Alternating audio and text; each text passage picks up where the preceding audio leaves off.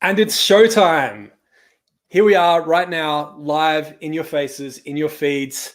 Before we get into this and I introduce my guest, I just want to let you know that this is also a live recording for the Streamline podcast.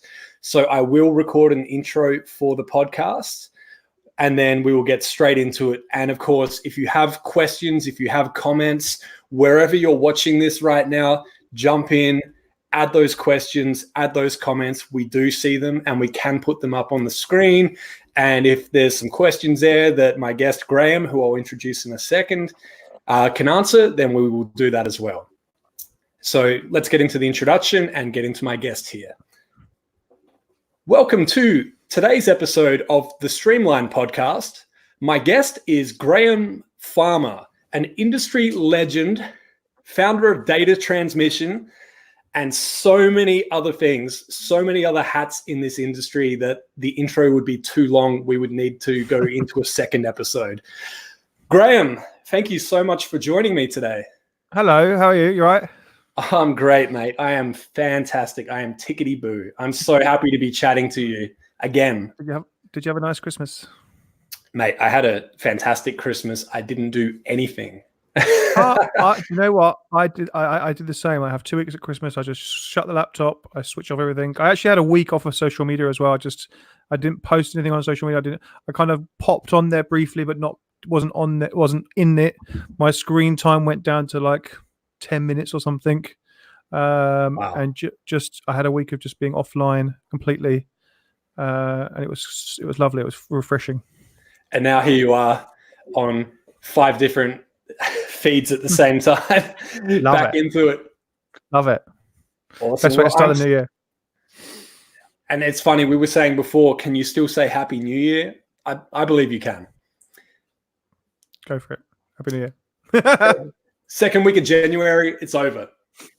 Yeah, once you go past the tree coming down, that's it. That's the end of the happinesses. Excellent. Well, Grahame, for anybody that isn't familiar with yourself and your story, could you tell us sort of how you got into this crazy industry and a little about yourself as well, of course? Yeah, so I started in the music industry about 16, 17 years ago. I started a nightclub in London called Turnmills. Before that, I was just a regular clubber. I've been dancing on the dance floor probably since 96, maybe. And then I started at Turnmills in the mid 00s, like the last 5 years of the club, basically, with some kind of great artists come through there. We had, for anyone that's not aware of the club, it was one of the greatest clubs in London. We programmed in house kind of a load of the nights. We had a few that were external, but most of the nights we programmed in house. We had a regular Friday night, which was the gallery, which was a trance night, and then Saturdays were more electronic and house and techno, which was really cool. And I basically did all the online stuff for them. Built all the websites, built all that. Back then it was all emails, it was all built all the e-flyers, and generally just kind of ran everything online. And then the club was coming to the close, and it was like what we're doing now. It actually, as part of Turnmills, we had like an actual print magazine called Data Transmission, which was basically kind of all the flyers for the club and kind of some interviews with some of the artists that were playing, just to kind of keep it all in one place. And then I sort of turned that into the website that now is Data Transmission, and that was 12 years ago in February we launched that. February the 1st we launched that. So then at that time, that was kind of there was basically Don't Stay In online. There was RA.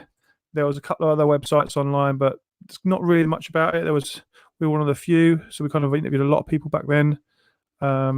We tried to do ticketing, but it didn't really work, and just became this big old blog that is Data Transmission today. Then kind of some of the other guys started popping online, like Mixmag at that time was just the front cover of the magazine. Same was DJ Mag. They sort of started building their online profile, and obviously overtook because they were just bigger entities, and essentially I grew the business from there.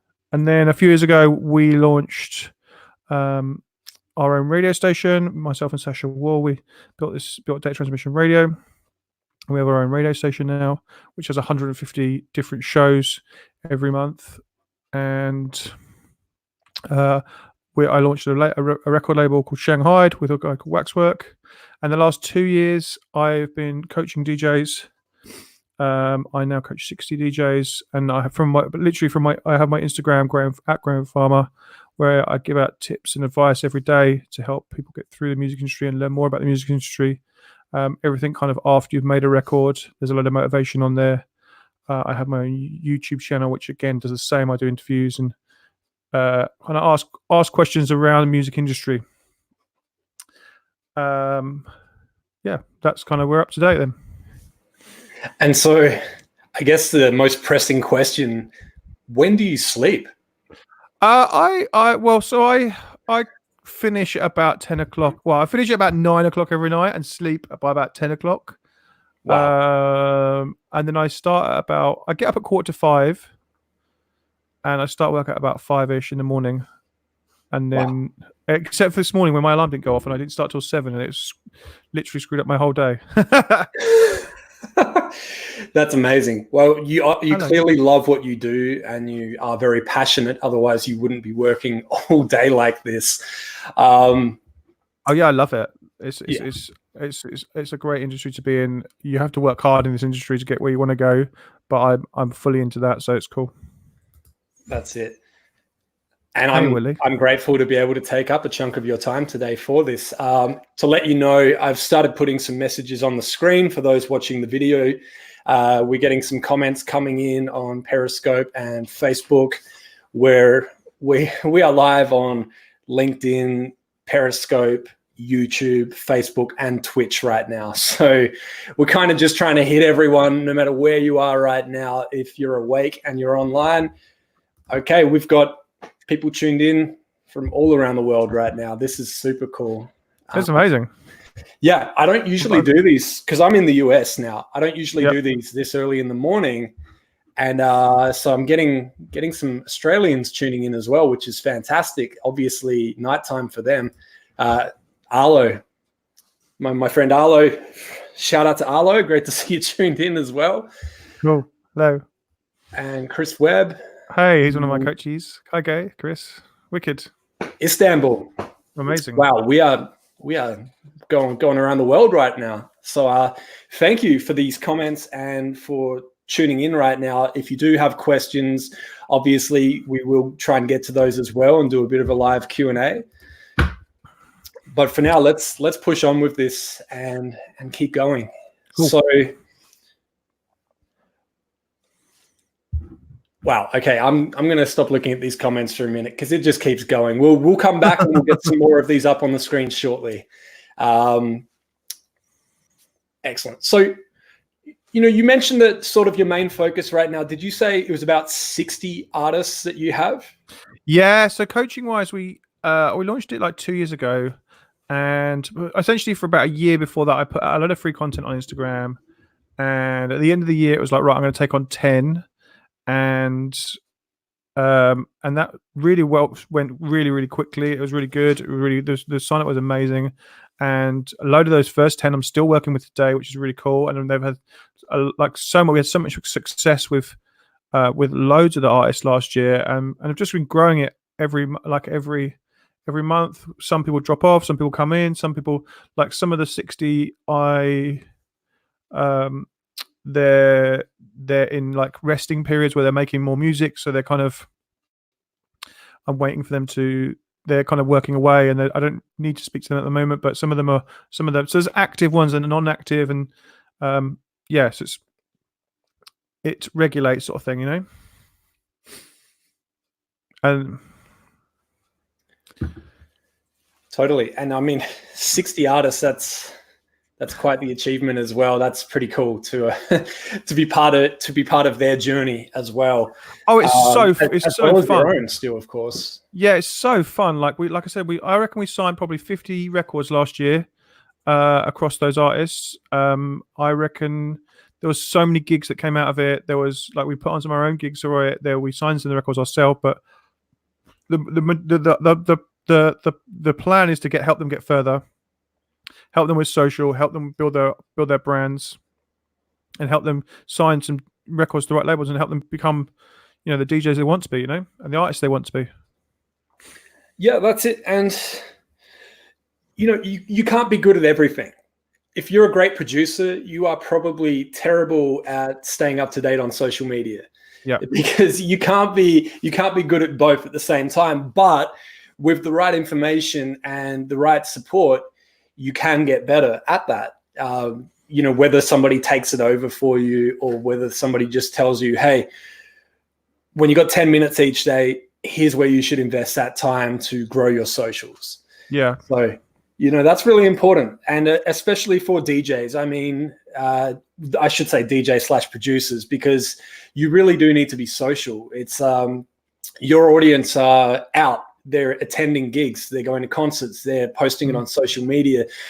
You want to make sure that you're a part of that community and not just sort of hiding in the studio, pumping out those tracks, because you obviously, if you're getting out and playing, you want to make sure that you're reaching that audience as well.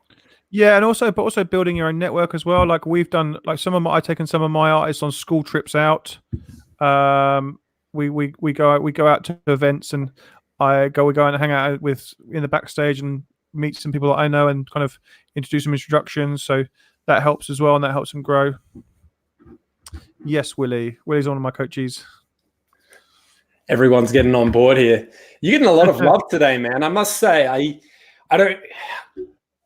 I haven't seen this much love this quickly into a recording before, so I'm really enjoying this. Cool. Obviously, the time difference must be working in our favor as well, but you got a bit of a fan club, buddy. They're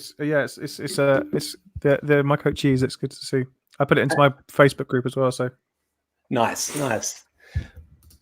Cool. So, what would you say your main point of focus is going to be for this year, for 2020?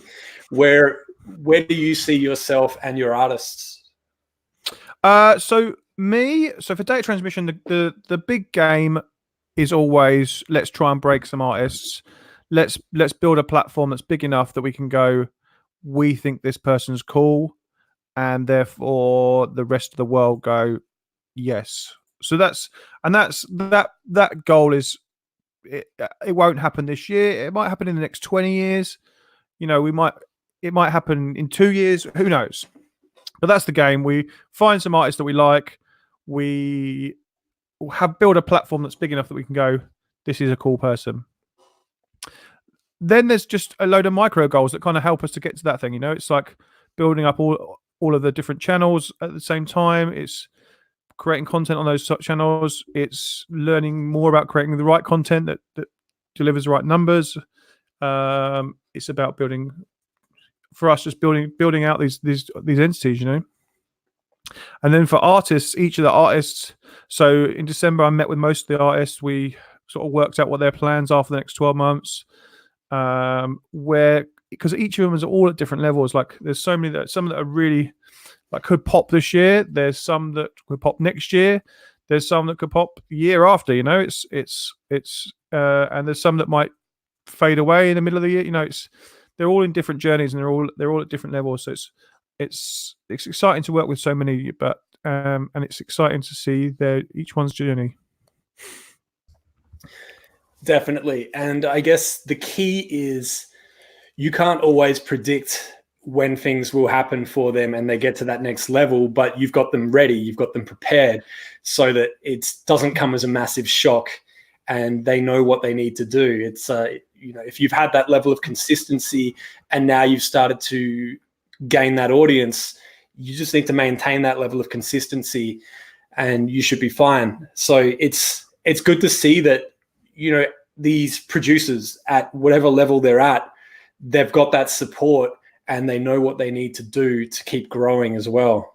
Yeah, just building on that. Some of them, it's getting that consistency in the first place, and some of it is just getting the music ready. Some of them have got the music ready, but some of them got some amazing music, but they haven't got enough going on that the right labels will pick that amazing music up. So it's kind of building some stuff around that, getting their what's going on for them going, so that when we send this bigger music out that's really, really good, then it gets picked up by the right labels. So propels them in the right direction, you know? Yeah. And speaking about consistency, would you find that, I guess, some artists are scared to put out music too frequently, or they sit on tracks for a long time? Do you find that some of the artists that come to you have something similar to that, where they say, Grahame, I've got 10 tracks, but I don't know what to put out next. I don't know what ones I feel are good enough. Have you ever had to just turn around and say, just put it out, just stop sitting on it, just start getting them out there? So, do you know what? A lot of the time, there's a lot of music across multiple genres, and it's deciding what's going to push them forward right now, and what's going to continue to be consistently pushing them forward, and what is the music they've just made for themselves to enjoy, and they've made it because they like that sound of music, but it isn't going to actually help their career at this stage.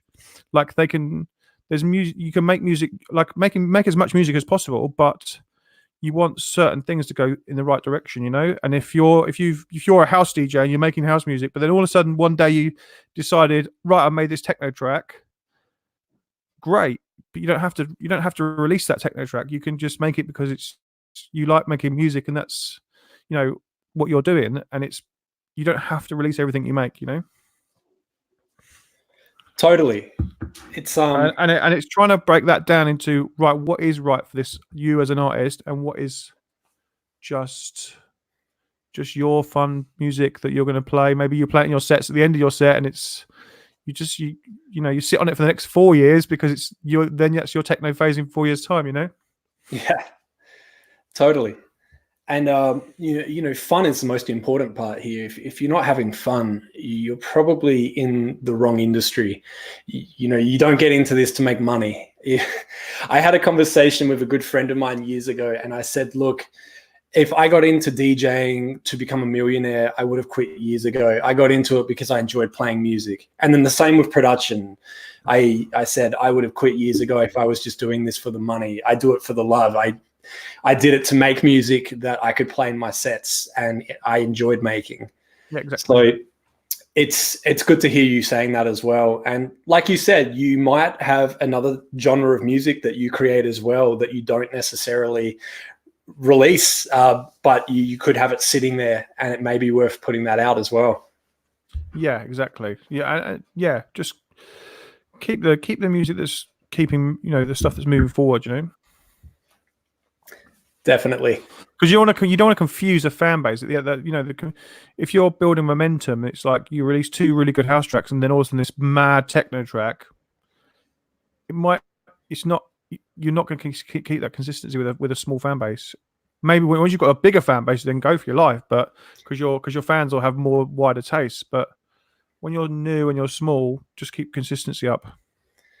Yeah, that's it. And as you grow, I'd love your opinion on this, but in my opinion, there's nothing wrong with having an alias and putting music out under a different name, and keeping that separate. I mean, yeah, you can tell people, hey, I make a different type of music under another name. You can go check it out here.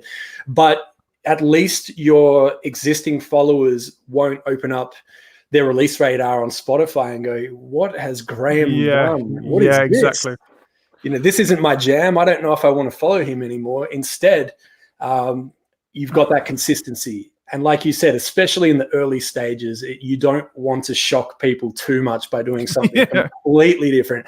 And I mean, we're not talking about going from like a funky house to a tech house track. We're talking about perhaps going from funky house to making a drum and bass. Yeah, a heaving drum and bass banger or something like that, where people are not going to be ready for it.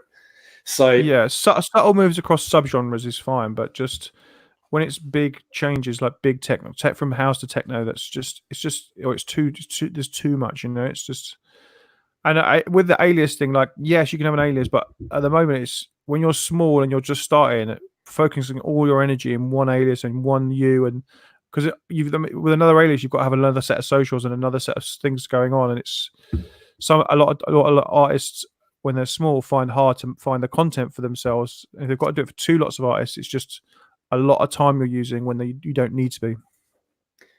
Yeah, absolutely. And that's a great point, because when you are starting out, you really need to be, we're always getting better every time. We're always learning. We're always growing. And especially in those early stages, if you're not focusing 100% of your attention in the music that you're creating and obviously that audience, then you are going to start seeing some consistency drop off, and you are going to see some of that audience drop off as well. It's, once you become more established, that's when you can see artists getting to the point where they don't release a track for 2 years. And then when they do, everyone loses their mind. Yes. And gets all excited. But if I released one track today and it blew up, and then 2 weeks later it started to fizzle down, nobody's going to remember me in 1 or 2 years' time. But if I'd done 5 tracks that had done that, put out an album, the album went well, and then maybe did a little tour and then took a break, that's a different story. Yeah. Yeah, agreed.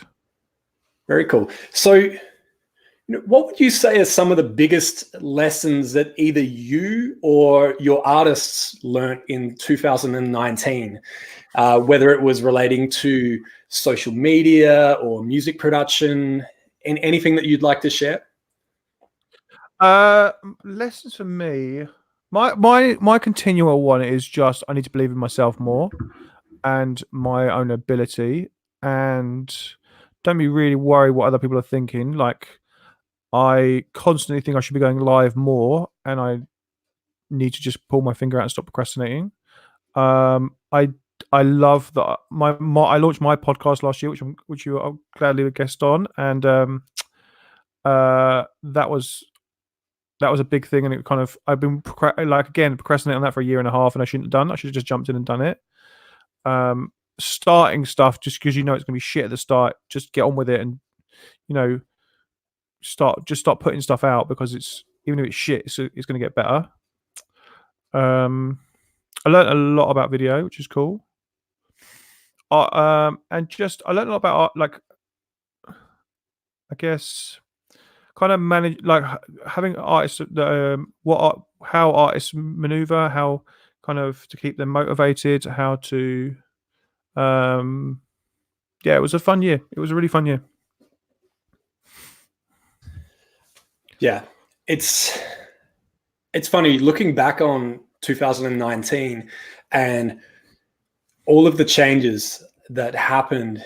It's hard to sort of pick one key change to share. I mean, we're talking things like TikTok really took over as far as a way to. I mean, it's crazy. There could be a song that hasn't even been added to radio and isn't even necessarily on all of the streaming platforms yet, but everybody already knows it because they've all heard the same 10 seconds of it on loop to some crazy video on TikTok. So it's really interesting to see all these different and creative ways that people are going about getting their music out there.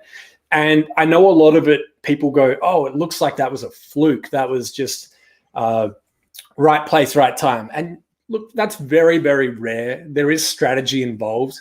I always say when it looks like a release came out overnight on Apple Music and Spotify and everywhere else, that's really not the case. They just didn't tell anyone it was coming out.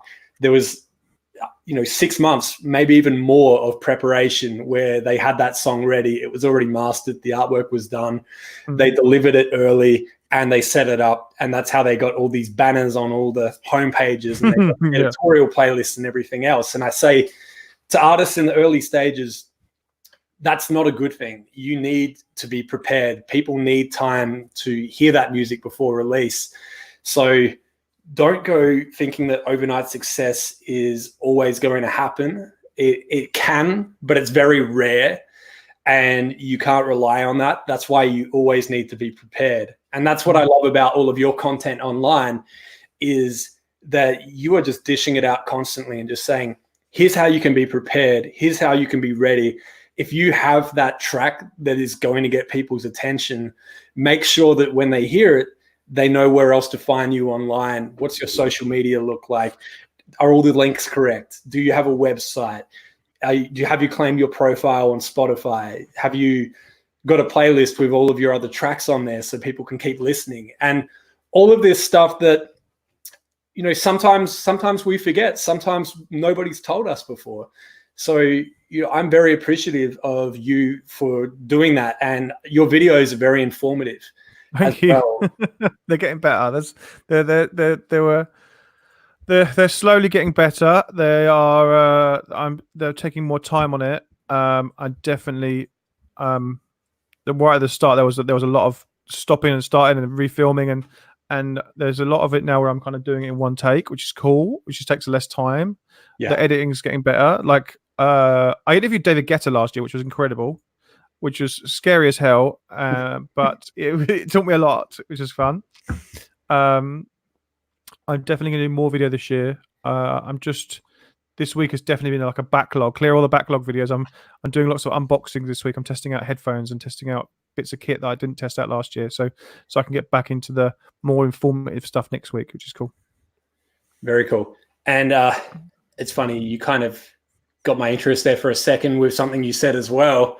Not that you lost my interest, of course, but when you're talking about these new products, you know, microphones, headphones, and such, are you going to be doing unboxing videos? Yeah, I've done a few already. I did this mic, which is really cool.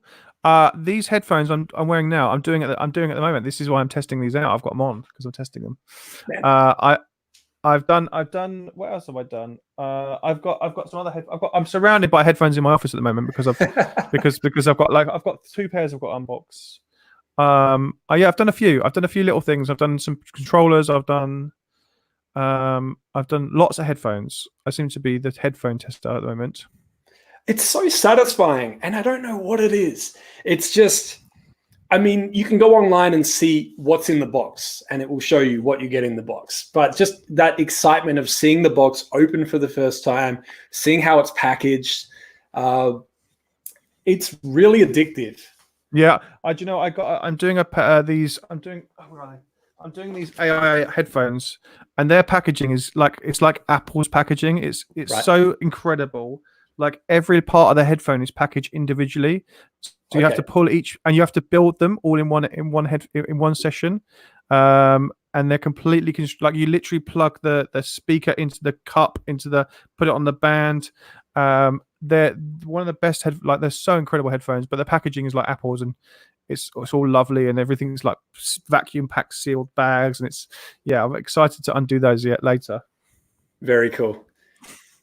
Well, I'm glad you share that level of excitement, and I'm glad you are doing those unboxing videos, even if it's just for me, for my own personal enjoyment. I'm not very good at them, but again, it's kind of like I get the products, and it takes me ages because it's like I have to build up the I don't know, just nerve to kind of actually unbox them and talk about products that I'm probably well out of my league to talk about, but it's always fun.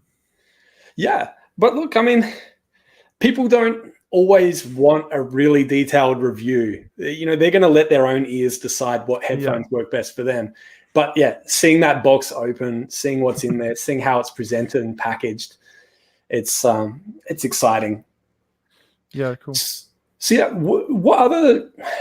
I try not to use the word content too much because it's so broad, but what else can we expect to see from you this year? I mean, obviously we just said there'll be more unboxing videos. And you mentioned that you're getting more confident, not more confident, but you're starting to do videos in one take now, which means less editing, which means probably more videos coming out, explainer videos, how-tos, things like that. There's definitely more how-tos. I'm building a member section for data transmission, which is going to be, I'm building up a whole member section, which is going to be house all of my content. Mm-hmm. And it's going to be part of the website. So you'll be able to just go in, log in, and there'll be everything from running ads to building playlists to making a SoundCloud do amazing things, to using things like Hyped It, to, you know, setting up your Spotify for everything will be in one place. Mm-hmm. And it's trying to like build it. That's the next thing on my filming list is to work out a list of those things I want to film.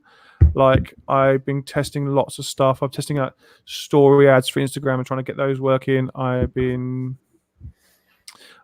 Just loads of stuff to build your profile and build yourself as an artist. So that's all going in the member section. I'm not.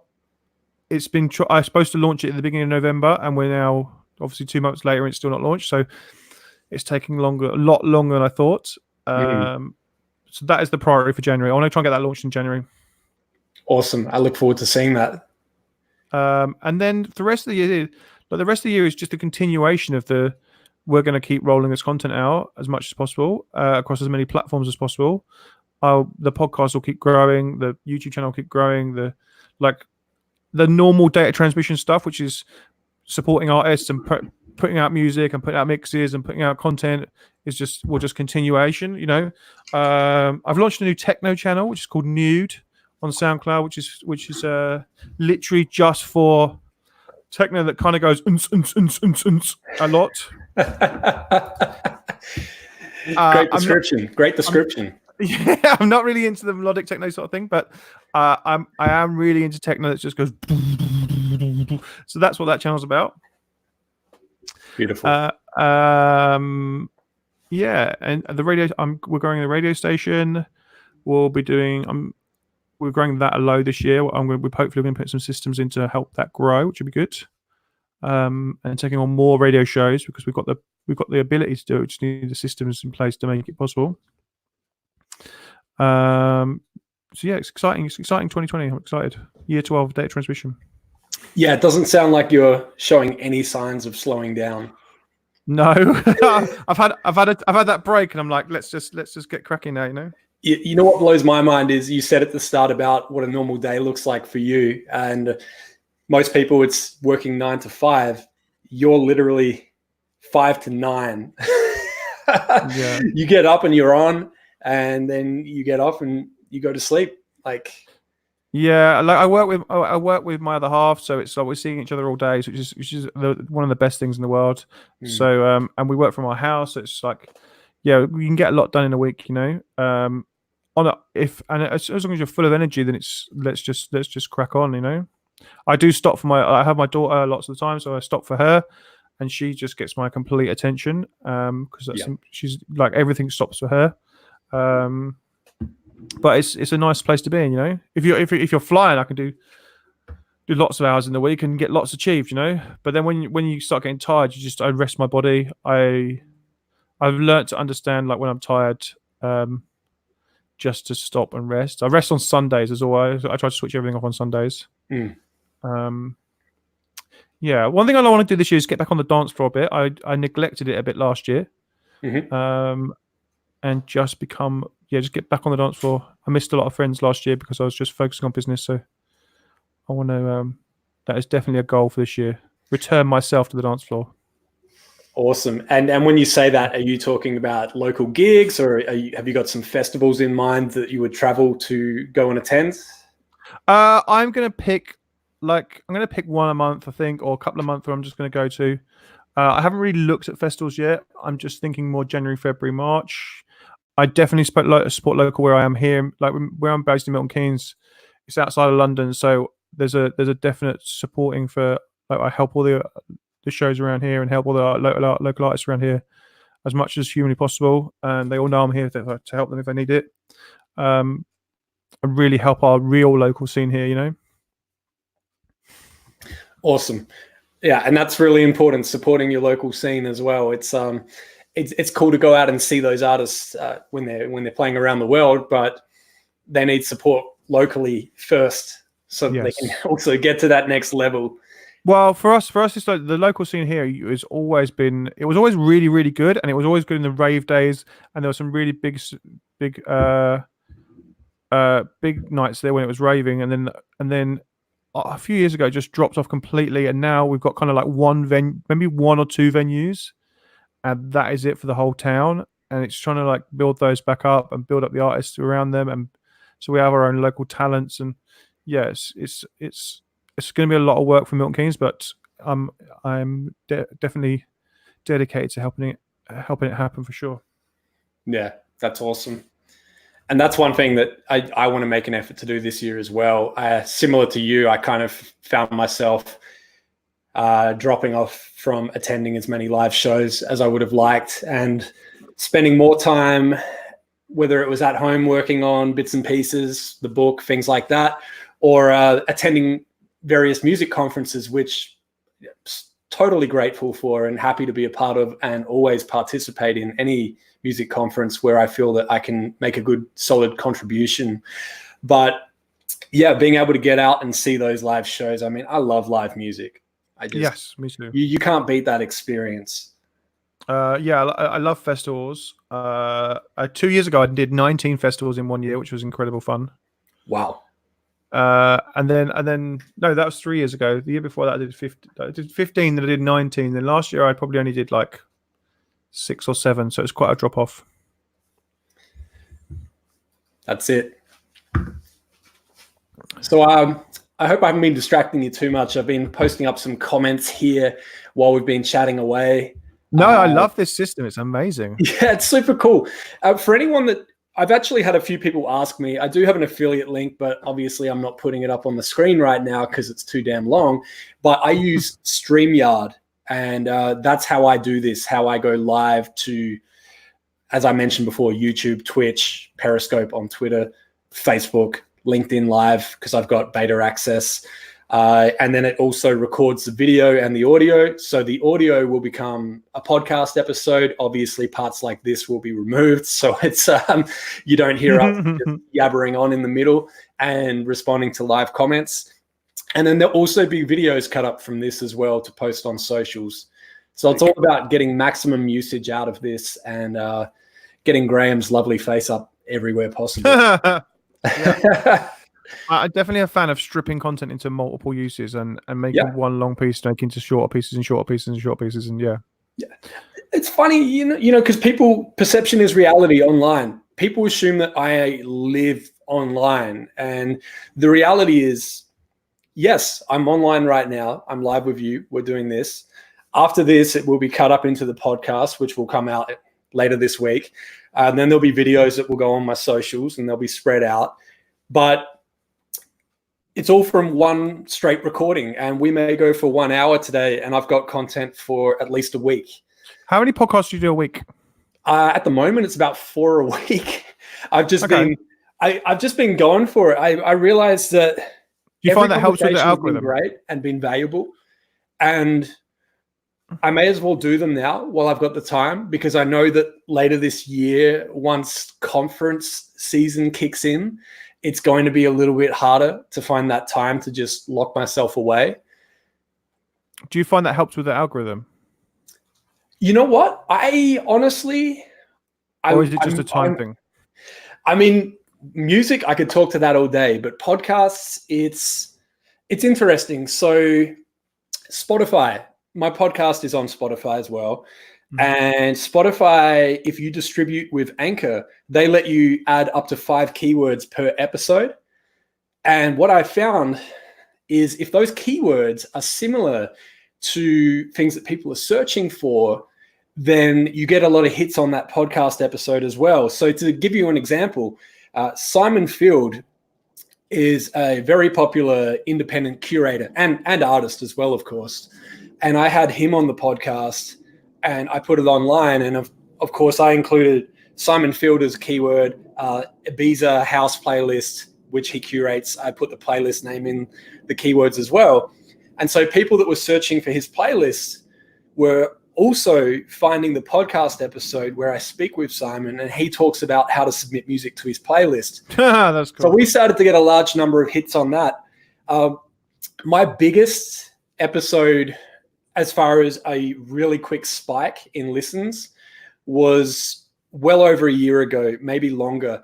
And it was when Ministry of Sound removed all of their playlists from Spotify and made them exclusive to Apple Music. Hilariously and unintentionally, what happened was the title of that episode was Ministry of Sound Playlists Now Exclusive to Apple Music. And it just went... the listens went crazy because I guess everyone was looking for them. They were gone, and the only search result was my podcast episode telling everyone where they went. That's cool. And so I realized keywords must be important in podcasts as well. And I'm still new to the podcast game. I'm no podcast expert by any means. That's interesting. I didn't know you could do that on Anchor. I'm going to search that because I don't put tags with my podcast, so I need to work out how to do that. Yeah, definitely. And I mean, not just those keywords. Yes, you can add those keywords for Spotify, but having them in the description and having them in the title as well. I mean, your name on this episode of the podcast, it goes right up there in the title. So people that are searching for you, obviously they'll get the data transmission and they'll get your other podcasts and anything else that you've ever been on as well. The other thing with Spotify is you can do playlists of podcast episodes. Nice. So I've made a playlist where... Oh, yeah, you showed me this before. Exactly, I added the one that we did. So anytime there's a podcast episode, it doesn't matter whose podcast it is. If I hear an episode and I feel that information is valuable, then I'll drag it into that playlist. And then anyone that's following can go listen and hopefully discover some new podcasts and learn something new. That's great. Yeah, you can do that via the iOS, can't you? I haven't done it. I don't know if it's on the full desktop yet. Yeah, that's it. So, Graham, I've just put a question up on the screen from Dhruva, who always seems to be tuning in. And I know, amazing. Hi, Dhruva, I know we haven't spoken on the phone before, so if I am saying your name incorrectly, I do apologize. And please let me know. But Dhruva is tuned in from India and has a question for you. If you have any tips, Graham, on live online radio. Well, I listen to a lot of online radio. I really like the features of online radio, and I really like the engagement. I really like using, like, Twitter is great for obviously for radio. You hear all the really big radio, like the big Radio 1 shows. It's always like, tweet me to get involved with this. So trying to interact with your audience as much as possible, I think is always the best thing. Whenever you're live, trying to interact with your audience is always the best thing, obviously, and that just applies to radio. Otherwise, radio, I guess I'm not the best with radio. I like radio and we have the station, but Sasha really is the person that, for me, that runs the station for us and has the best tips for that. But yeah, for me, it's always about just interacting and finding ways to interact and like, obviously not just having a mixed show, just having a show you interact with your audience and finding ways to interact with your audience. But also the other thing is having interviews on your show, because then you're bringing other people's social audiences into your sphere, basically, and you will add to your numbers by bringing their audiences in. Yeah, couldn't agree more. It's the reason that radio would always capture people's attention is because of that live feeling to it, the interaction, the feeling that there's a person somewhere sitting in a studio right now talking to me. I mean, we could argue that it's not always live, but that's not the point. It feels that it is live, and you feel that you can interact. And like you said, Graham, when you have an interview, you are bringing that person's audience to your show as well, because they will be going there to listen to that interview, and then hopefully they will stick around. Yes. And have you ever experimented with a app or anything like Station Head, for example?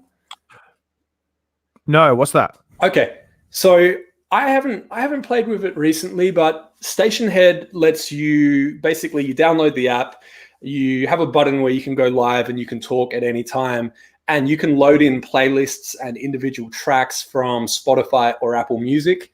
Oh, that's cool. Yeah, so what happens is people log in with their own account. So Apple Music is obviously paid only. Spotify, log in with your premium. And then what happens is the songs are playing on the station, but it's actually counting as a stream for everyone that's tuned into that station. That's cool. So 500 people are tuned into your station at one time. That's 500 listens on that song. So cool. And then, of course, it's showing in their library, and they can go ahead and like that. They can follow the artist and things like that. And you can come in live at any time and talk and really bring people on as well. So, it really does. There's a lot of apps out there that allow you to do this now. Literally just go live, host your own radio show, and do it when you want on your time. So that's cool. I like that idea. Yeah, and that's cool. I think Druva actually posted another question. Radio versus streaming. Is radio still relevant? Yes. What are the future? If no, what is most? I definitely think radio is still, like, obviously we have a radio station. We have 150 shows doing either DJs or labels or promoters doing shows. Each one of those delivers their own show. I think it definitely still has a place. People still love radio. Obviously, radio for us in the UK, Radio 1 is huge. Beats Radio is huge. We have a whole lot of different channels that obviously, other radio stations in the UK that are good. I love it. I like it's the good thing about radio is you have the conversation, you have the interviews, you have features, you have, it's not just music. If you want to go on stream, Spotify, there you go, it's there. There's some great playlists. Data Transmission has a great playlist. And there are some other great playlists on there. But if you want the features and you want interviews, then it's always radio. But at the same time, it's the on-demand radio as well is now, as much as live is cool. Also, you've got on-demand stuff, which is essentially podcasts. That's what podcasts are, is on-demand radio shows. Perfect. Yeah, and you've done exactly that. Of course, you're not new to that with the podcasts. You've had them exactly as you said. It's a mix of music, talking, interviews, and it is a radio show that people can listen to on their own time. And there's no reason why you can't do both as well. You can go live and then also convert it into a podcast after. Live radio is still so powerful. If you look at the artists that people like Annie Mac break every day of the week, and Pete Tong have broken for years. Danny Howard, he's truly champions some amazing artists across electronic music now on Radio 1. And that's just the tiny little handful of people that are doing great shows across for us, one of the biggest platforms in the world. Absolutely. So just tossing up a few more comments here as well. Cool. Willie Rosado has been very active in the comments today. Appreciate you, Willie. Loz Bull, yo. Hey, Loz. Hey. It's the Grahame Farmer fan club here in the comments. I'm loving this. Loz. How are you? You got your own entourage right now. They're taking over, man. Oh, this is super cool. So what are you looking forward to next? What would you like to see happening in 2020 as far as new developments? And I mean, we can get into the tech side if you want, or we can get into the distribution side.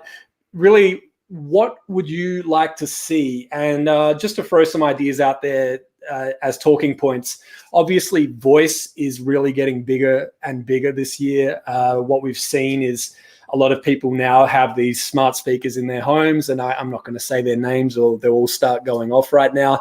But we're getting to the point where not only that, but we have assistants in our headphones, so that when you're out walking, you don't even have to look down at your phone to request a playlist or listen to an artist. So, where do you see it going from here? We could talk about perhaps, how do you consume music right now? Are you still old school, like exactly what you're looking for, or do you just go to a playlist and sort of hit the shuffle button and try and discover something new? Do you know what? There's some definitely thing, like, I think the voice thing is really cool. I've had my that person in the corner beginning with an A for a while from Amazon, and we have our own skill on there for data transmission that reads the news, so you can actually you can get the data transmission in your flash briefing every morning if you can add the data transmission skill. I think the TikTok thing in electronic music is still yet to bite, and I think trying to work out how to make that into the underground scene and how to break records on that platform will happen this year quite a lot. I think that the reach on there is ridiculous. I've been throwing lots of content at it from a data transmission point of view, seeing which sticks and what delivers numbers, and nothing's delivered the massive numbers at the moment, but I don't think I'm far off of finding something that will. And I'm assuming that when the big labels realize that there's so much reach and there's so much that you can release so much music on there and break so much music on there that they'll jump onto it with a heavy hand. I think the voice thing, probably is more next year, maybe, or towards the end of the year. I think that there needs to be more units sold. But yeah, I agree. We are like our radio comes through our speaker in the kitchen. Very cool. But like things like basic stuff like this constant artist fee rising. That's a major problem. It's affecting quite a lot of people, and it's affecting quite a lot of industry that people are that's going to have a breaking point at some point where artist fees can't just keep continuously going up, when promoters continuously paying stupid fees where they and they're not making any money to put shows on, and because the break even is just ridiculous. That's going to break soon, and there'll be a completely different method of booking artists or choosing which artists go to which clubs. Yeah, definitely. And when do you think that the fees actually started getting to these crazy levels? What do you think caused that to happen? They've just been continuously rising. I think people are booking artists on social numbers instead of ability, maybe. And I think obviously you can fake a lot of social numbers. You can push your social number. You can have social proof, which obviously is a big thing. You can, I think people maybe on engagement is actually a better way to do it. I think, yeah, that it's getting out of hand. And it's affecting quite a lot of the other parts of the industry, which is sad. Do you feel that maybe it's how some of these artists are also becoming influencers in a way, whether it's intentional or not? These artists that have hundreds of thousands of followers on Instagram, post hilarious videos, maybe have a little bit of music out, but are now traveling the world and charging these high fees because of the fact that people are banking on them telling their following, hey, you got to come help sell out this show. You got to buy tickets. You got to come along and support it. Do you think that they're sort of hoping to see a good ROI when they actually invest that money in that artist, that they will at least break even, if not ideally make a profit on that event? Yeah. I mean, that's the whole point of promoting. You to make money and to put shows on and make money. But if they're not doing it, then a lot of people won't, and a lot of people won't book these bigger. Like a lot of the bigger artists won't get booked because it just won't be enough money in it. As far as being influencers, DJs have always been influencers. They've been influenced before the word influencer was a thing. The stories of Frankie Knuckles when the Warehouse started, and he would play the records, and the next day everyone would be buying them in the record shop. That's him being an influencer, and that's the whole. That's how records have originally been sold, and will always be sold. Yeah, that's it. And the art of selling records is not dead by any means. Everyone's talking about streaming and digital. Everyone said that digital downloads were going to kill physical sales, and then streaming was going to kill digital sales. But I'm still seeing people out there, and I'll admit I've done this as well. If I hear an album and I fall in love with that album, yeah, I'm streaming it all day, but I will go out and I will buy it on vinyl. I don't even have a record player in my house anymore, and I will just have it because I want to own that. I want to be able to say, I own that music. I own this. Right now it's a piece of art. When I get a record player again, I'm going to put it on, I'm going to listen. But right now that artist I've purchased it on vinyl. And I've streamed it 100 times because I love it so much. I've streamed it 100 times in the last year. So I feel like physical isn't dead. I mean, as far as CDs, yes, they're probably not as popular anymore now. But there's still a lot of people out there that are happy to spend money if you have something that you can offer that is unique to that physical release as well. So vinyl is just friggin' cool as well in general. Yeah. I've just got my Technics back. I've had my Technics have been knackered for a while. They're just the needles have been broken for a while. And I bought new needles just before Christmas. And one of the things I did over Christmas was play on my decks a lot and DJ a lot with my old vinyl, which is really good fun. And I agree. Like, so many people are buying vinyl now. The vinyl sales are up. This last year, I saw a report which is amazing. So a lot of labels are vinyl only labels, which is great. And a lot of you can get a lot of music that's just nowhere else but vinyl, which is lovely. Yeah, and I've seen some pretty good ideas for.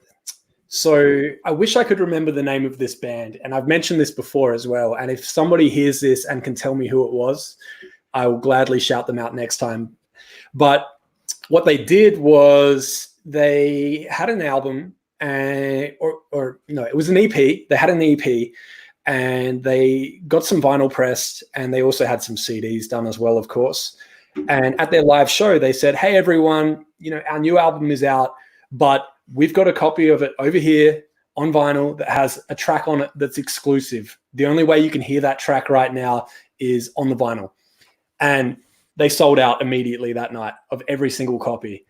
Obviously, a few weeks later, that song went up on streaming, but nobody was mad because they had it first.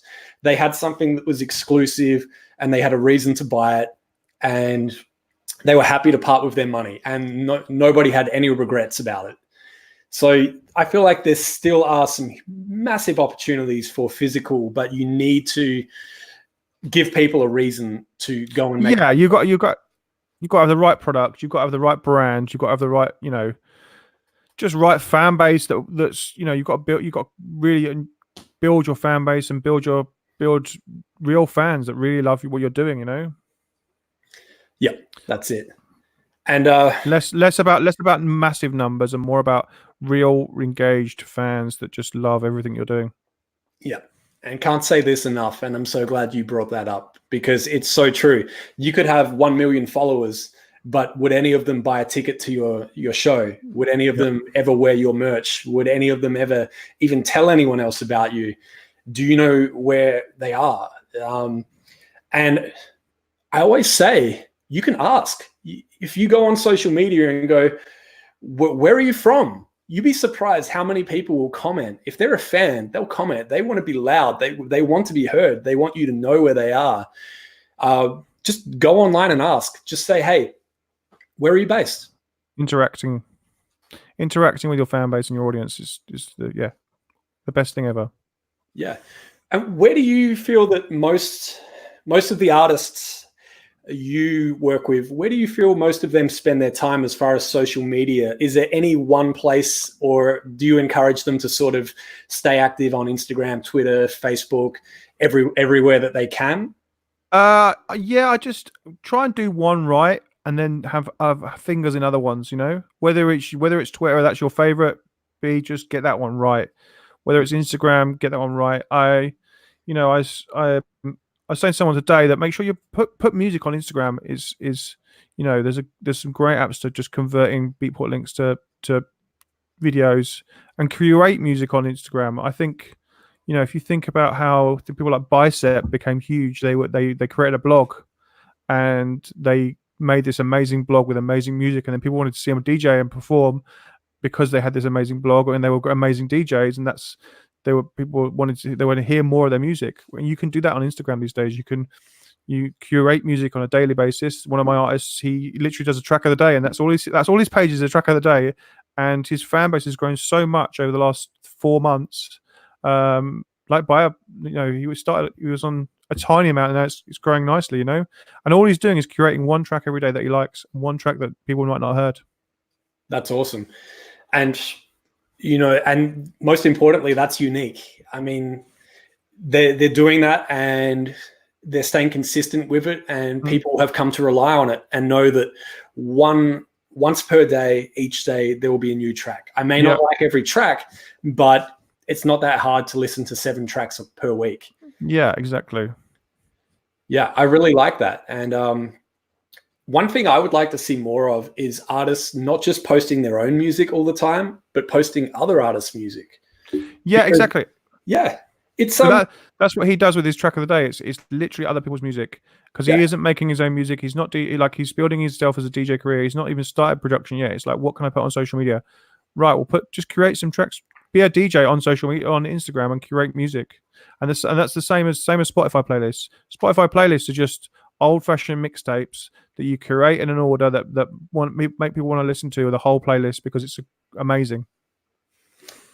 Exactly. Be a DJ in those, and learn how to DJ on those platforms. Definitely.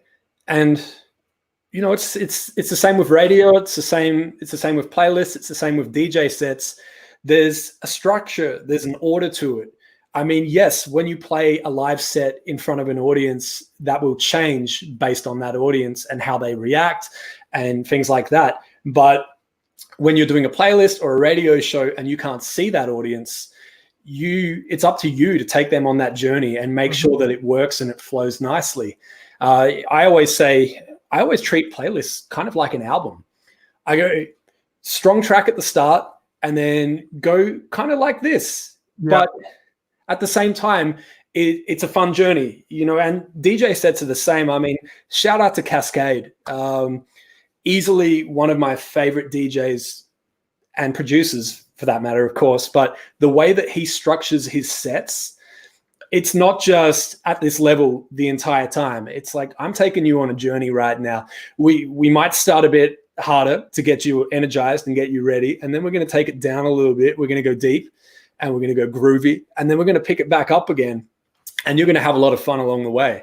And it keeps you guessing because you don't know exactly what direction it's going to go next, but it's got a nice flow to it. He won't just go from banger to is it me, is it you, and then back up again. He's gonna do that as a nice journey. So yeah, I love seeing that and seeing how people program this, whether it is playlist, radio, DJ set. Yeah, like I said, yeah, I'm old, so it's I think of them as mixtapes and the old-fashioned cassette tapes and how you program cassette tapes when you're younger. That's what I used to do when I was younger. Totally. So Dhruva is here with another question, and let me just see what we've got here. I'll read this out. I think it's a statement. It is, isn't it? So Dhruva has just commented, Indian underground music scene is mostly influenced by UK. Mixmag just did their first season here.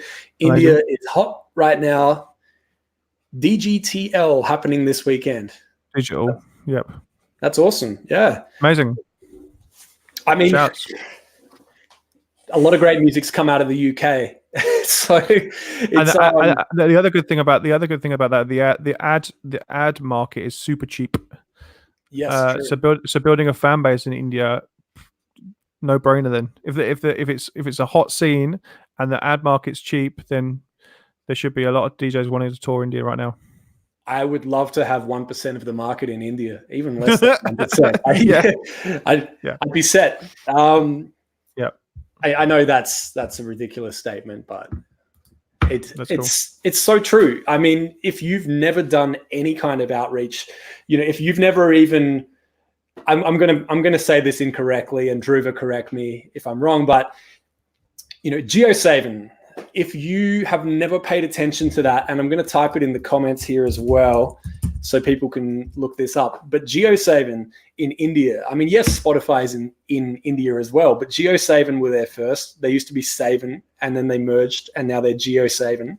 Mm-hmm. You can go on there, you can claim an artist profile, you can actually go in there, and then you can create an artist playlist now, which is cool.